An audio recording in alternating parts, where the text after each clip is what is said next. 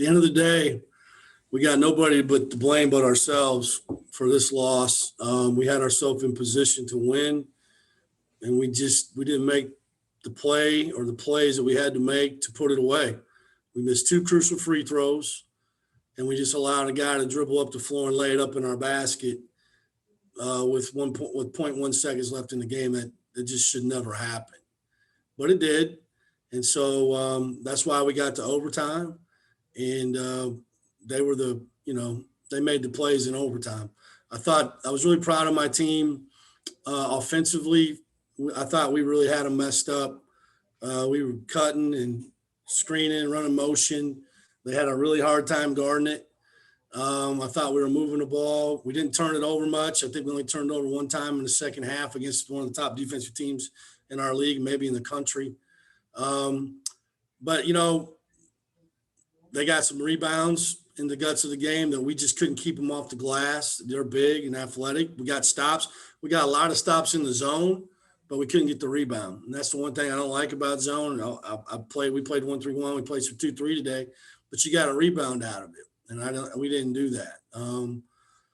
But all in all, it's just a game we should have won.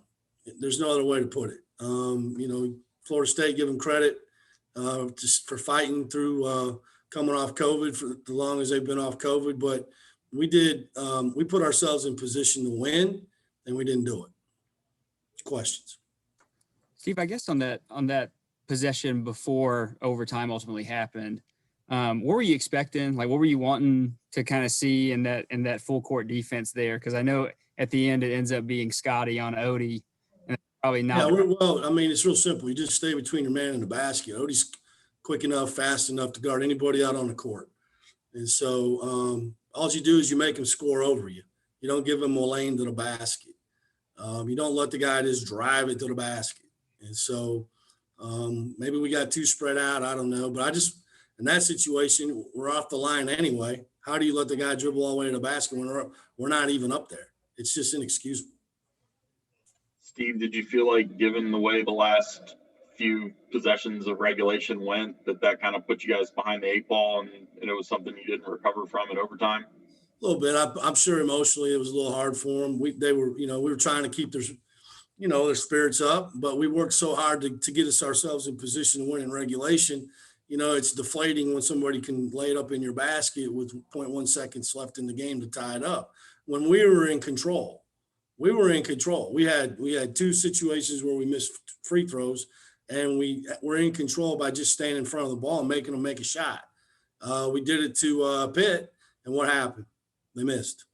It's a tough shot when you can't lay it up.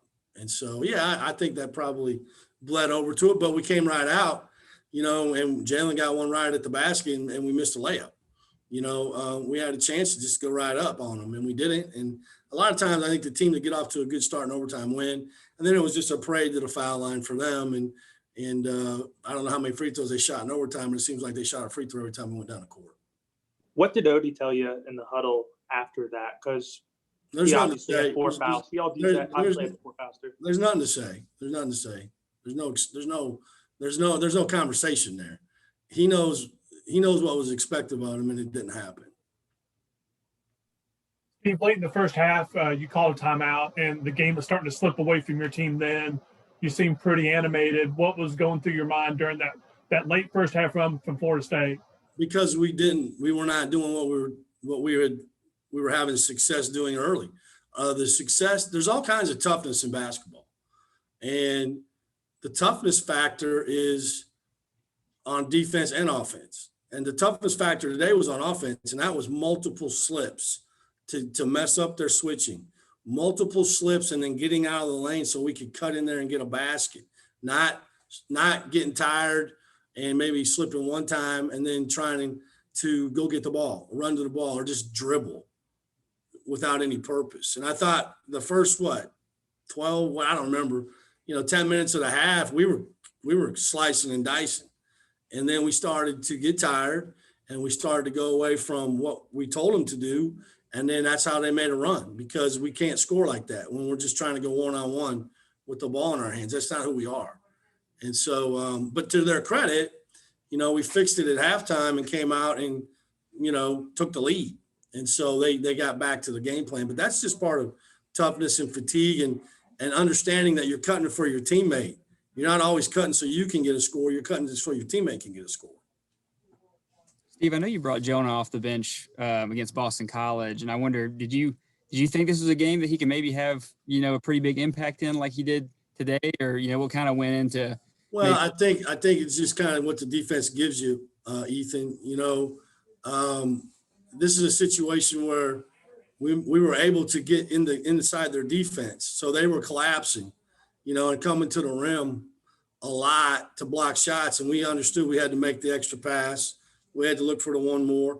The other thing that we told them was, even though you pick up your dribble, you have to be patient, and you have to stride, stop, pivot, and then pass it, not panic. And I thought we did a really good job of that. And sometimes that's how Jonah got open, because what defense does when you pick up your dribble, they kind of do what? They run to their guy, they try to deny, and then you pivot. They sneak a look at the ball, and then you throw it to the guy who's open. And I thought Jonah did a good job. We did a good job of finding him. We played a little bit faster in transition. And so I think he got a couple maybe on some runouts too. But he got going in a groove. And, that was another thing on offense. I thought if we could get the ball moving and then get it swung and one more to him in the corners, he could do that, and he did. Did you feel like you got to him enough, like in regulation? Do you feel like you guys? I just think you take what the defense gives you, and so obviously what happened late, what did they do? They denied him. So what did we start getting? Layups. I mean, how many layups did we get? Just cutting them because they were tired. And then they started worrying about Davian and Jonah making threes. That's fine.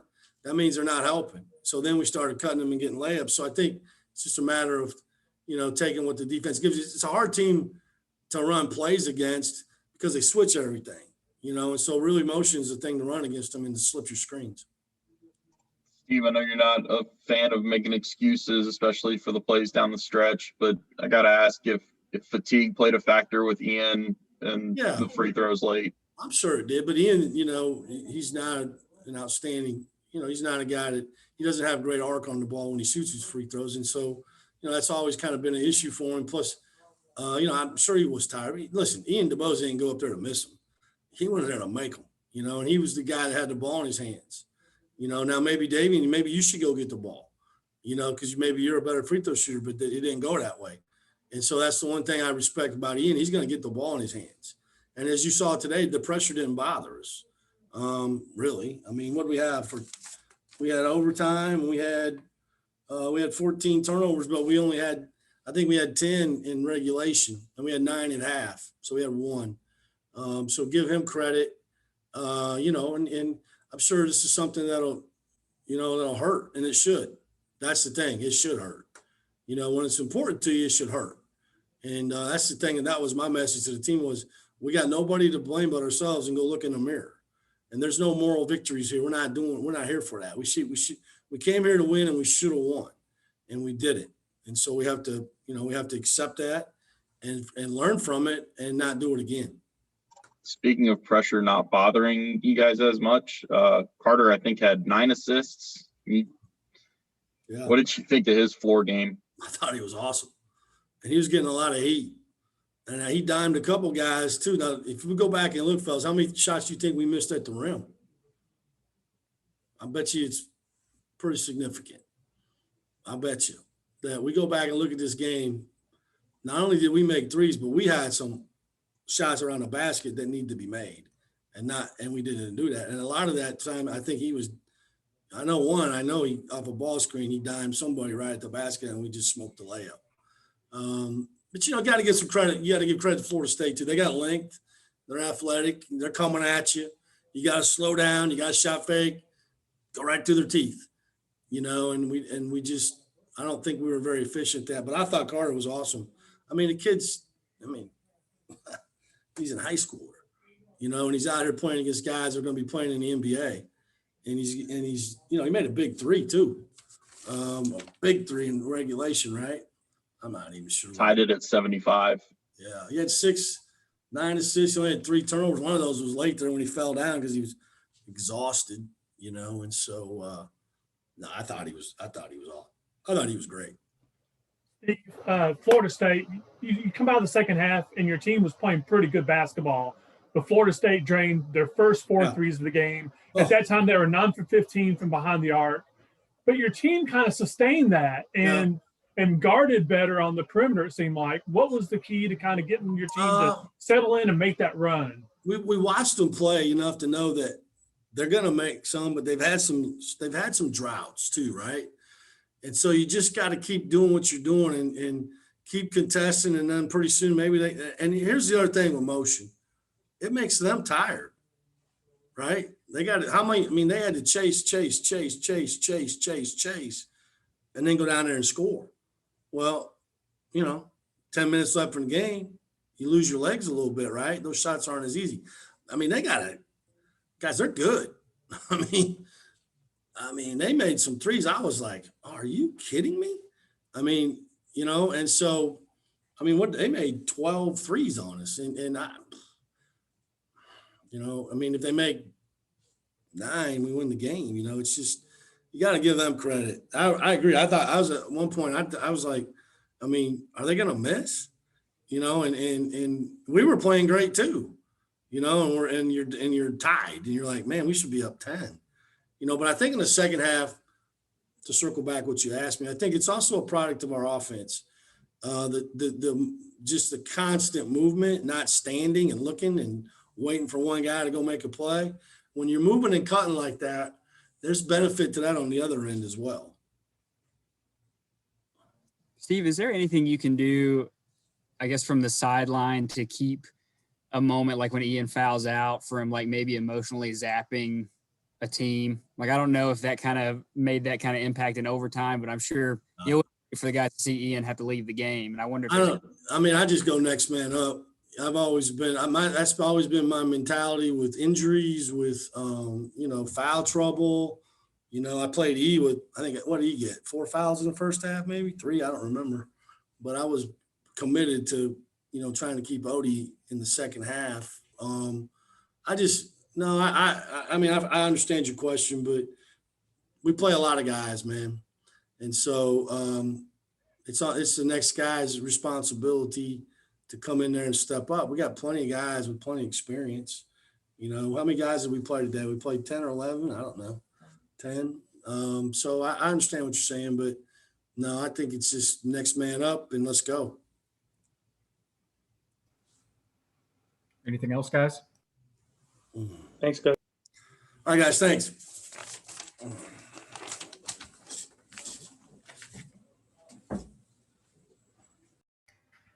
right, guys, we've got Joni Antonio here.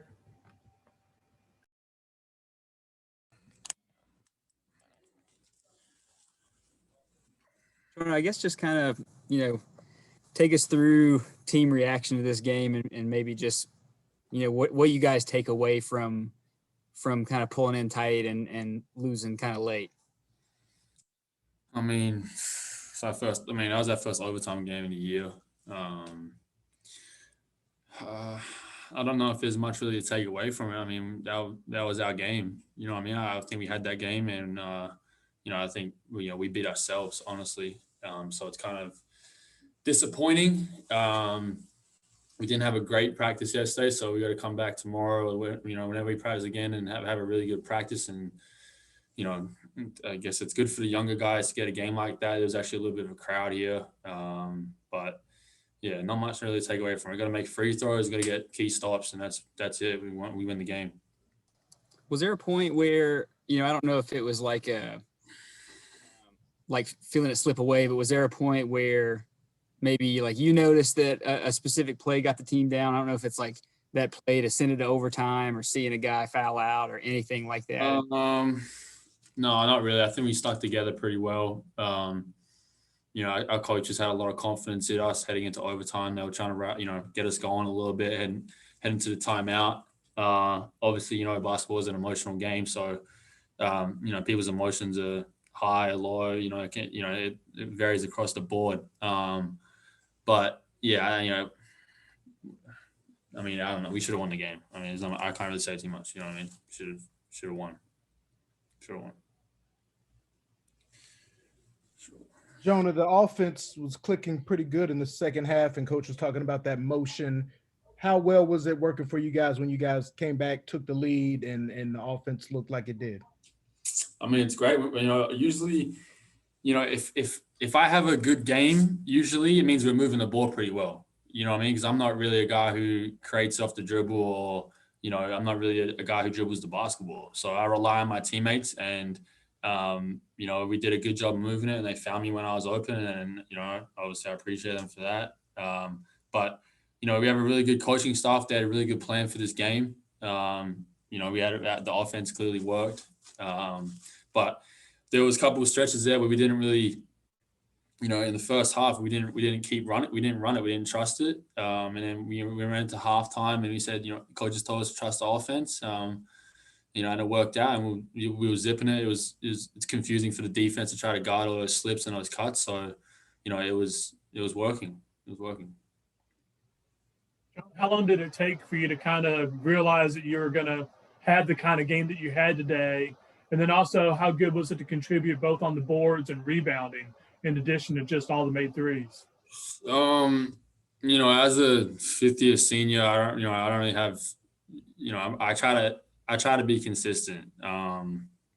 With my attitude and my, what I bring to practice, what I can bring from the bench, what I can, do to get my teammates going by being vocal. I haven't shot the ball, that great this year, so it was good to see a couple go in. But you can't get too high, you can't get too low in basketball. You know what I mean? Got to try to stay level-headed and try to carry it over into the next game.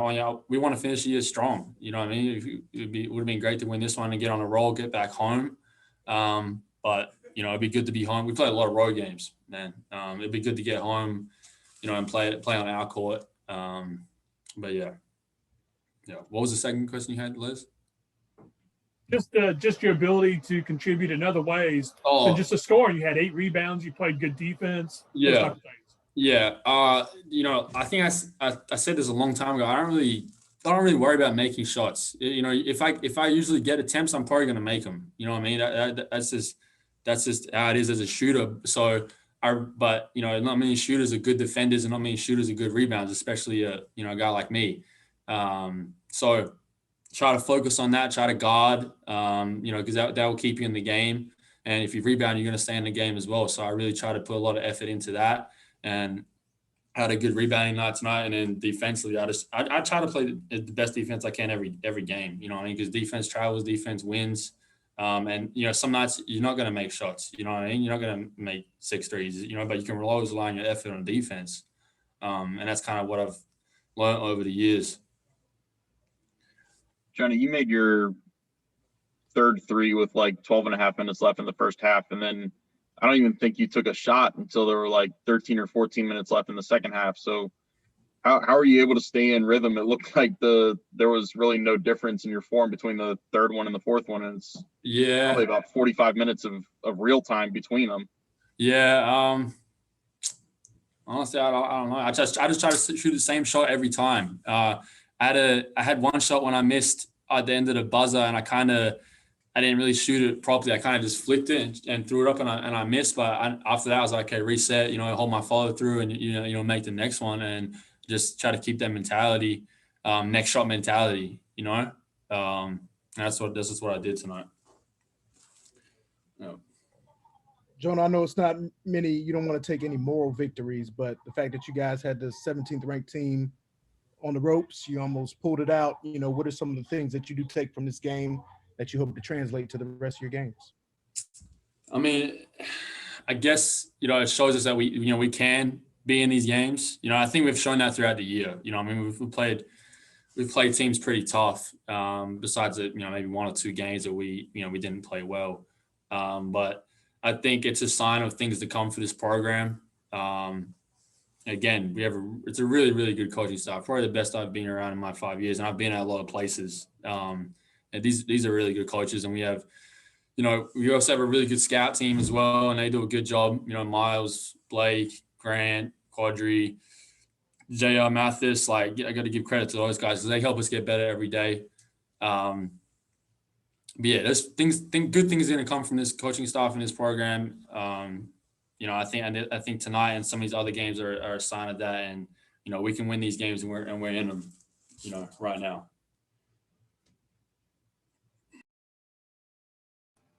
Thanks, Jonah. All right, guys, we've got Ian DeBose here. Open it up for questions.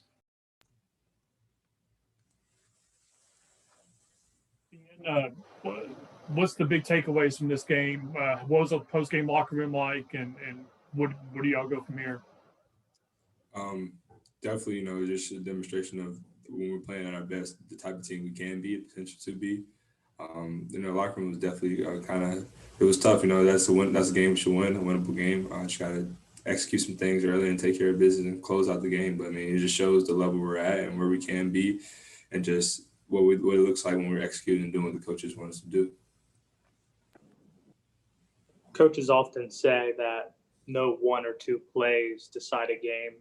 Did Coach Forbes or your teammates pick you up after the free throws in the final minute? Yeah, I take full responsibility. I got to knock those down. I've been in tough situations throughout my career. It was tough, but they definitely lifted me up. Just kept encouraging me. But it's the whole game is. It's not just one. It's tough to not say. You feel it at the end, but it's the whole game kind of comes to that. But we competed for sure. Ian, did you get the sense that the way that the last few possessions of regulation went, and then the first few minutes of overtime with you fouling out, and I think Odie fouled out a couple minutes after you, did you feel like there was some deflation in overtime for y'all? That usually that's how it goes. Whoever starts off hot in overtime starts off coming scoring first or getting some big plays. That's kind of how it goes. Honestly, the start of the overtime, the whistle didn't go our way with me fouling out and then different things happening. So they just kept shooting free throws, and it's tough when they're getting free points. So yeah. It seemed like the game got borderline chippy a couple times with you kind of in the middle of it.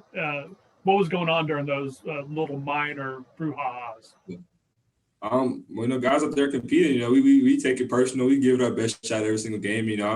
I'm on the court now, and so now I have an opportunity to give it my best effort. And I'm not gonna let guys just come at my teammates. And my teammates were warriors. We fight out there, and so that's kind of how it happens. Heads kind of clash, and we're just gonna keep fighting and keep going. So that's just what happened. It seemed like you kind of embraced that a little bit and kind of fed off of it. I think I saw you kind of waving to the crowd a little bit on your way down the court after one made play. Did you enjoy playing in front of fans? Man, I missed it so much. Honestly, down here, it was a good amount of people here tonight. They had crowd noise. It was very good atmosphere. Tough to play in, but pretty much it's different everywhere you go. Some games we don't have anybody there, and all you hear is sneakers. And then now we have fans, and so I guess I fed off of it a little bit, but that's just how the game is. In a typical year, that's how it is. You have fans, you have the environment that creates the atmosphere of college basketball. So, yeah. And after the Notre Dame game, I know you weren't playing in that one, but Steve mentioned kind of like part of the changes he needed to see was the way the teams reacted, I guess, to losses. And I wonder if you're kind of seeing a different reaction after a game like this, or if maybe a game like this kind of helps in that department, and like, I guess kind of helps a team train to react to a close loss, maybe the way they should. Well, I would say, especially for me, I take it personal. So it's something that we put our best effort out for us. And, when you leave your best effort out on the court, you kind of you have to live with it. But I think the locker room, guys cared. And it wasn't just all that just happened. Guys cared, guys competed. And so, it sucks that it didn't go our way. But we got to bounce back and learn from it. Definitely is a different energy compared to Notre Dame. We care. Like, we want to win. Like, that's every time we step on the court, we compete. We try to win the game. So, yeah. How much different is the Carter Witt we saw today than the one you first met about a month and a half ago? Yeah, I kind of had a different introduction to Carter. And it was a little bit later than everybody else, but he's maturing, growing, getting a lot better. I definitely expect a lot of good things for him to come. As he's getting better and better. You guys are seeing it and watching it, so it's going to be a pleasure to watch for sure. But he's definitely always been a humble kid, eager to listen and work hard. So yeah, and that's what shows on the court. Ian, if you've gotten back into the mix, and if the Carter maturation is for real, if that's something that's going to translate the rest of the season, does that mean that all of a sudden your Deeks will be able to handle pressure a lot better moving forward than what we've seen the last month or so? Yeah, I mean, you saw it tonight. They full court press pretty much the whole game. But I mean, I think definitely it helps with Carter. But I mean, another thing is I'm back out there, so it's another pressure release. So it's not just all they can lock in, double team him, trap him, and so that helps. And so now the game's becoming easier for him, and I'm so happy that I'm able to be out there to help him. So now the game's slowing down, guys can't key in on him, and like I said, I think also, I heard a little bit of Jonah. I mean, with preparation comes, we've been preparing for pressure. Teams are trying to pressure us, so now we got to make them pay for it. I mean, and that translated in transition points and different opportunities that we had. So, yeah. Anything else for Ian? Thanks, Ian. All right, take care. Thank you, Ian.